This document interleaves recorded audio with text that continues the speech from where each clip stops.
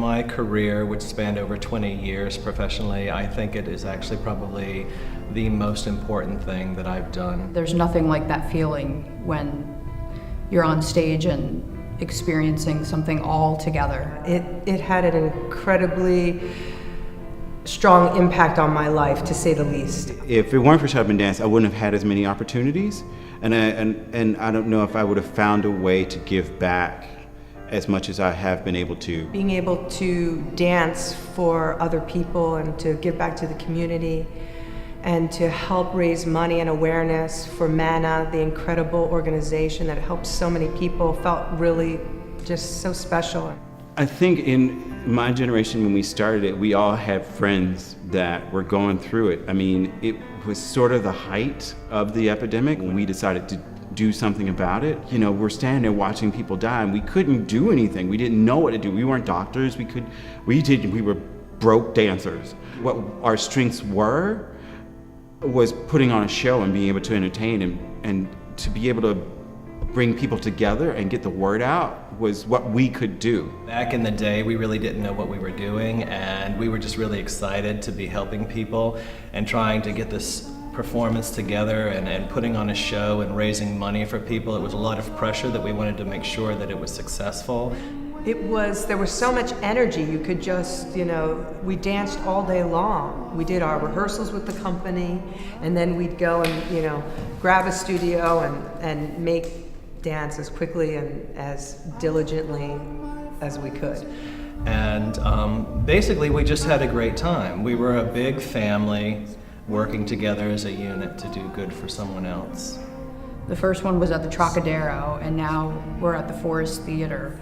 And it's just evolved into something it's massive. I think for the next generation, being able to support this organization, MANA, and being able to also find your voice as a young artist and be able to take risks on a stage that is so supportive with an audience that is willing, loves what you're doing is really fantastic and unusual. I don't have children, but I think that I understand what it's like to be a parent when I see these young dancers and they're performing and they're doing things to help other people. I have absolute pride in them. Art can do that much. Creativity, and what creativity can do is actually save the world.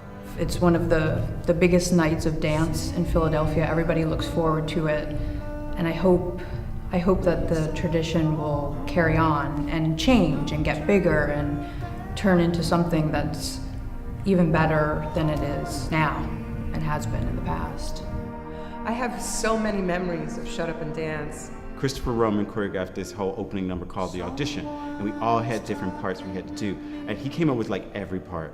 And he said, Meredith, you're going to come out and drag, and you're going to sing the song from the Titanic, My Heart Will Go On. And I looked at him and was like, are you out of your mind? I went back to the bar, and my father was all teary-eyed, and he told me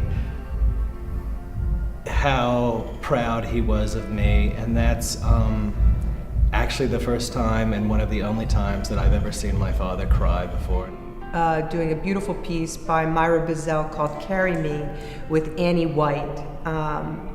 It was just such a poignant duet about a mother and daughter and their journey in life together. And I would have never had that chance to do that had we not brought it to the evening, and it was so special for me. I think the other memory that I have, it's very bittersweet. I think during the 15th anniversary, the dancers actually dedicated the performance to Tony Sparacino.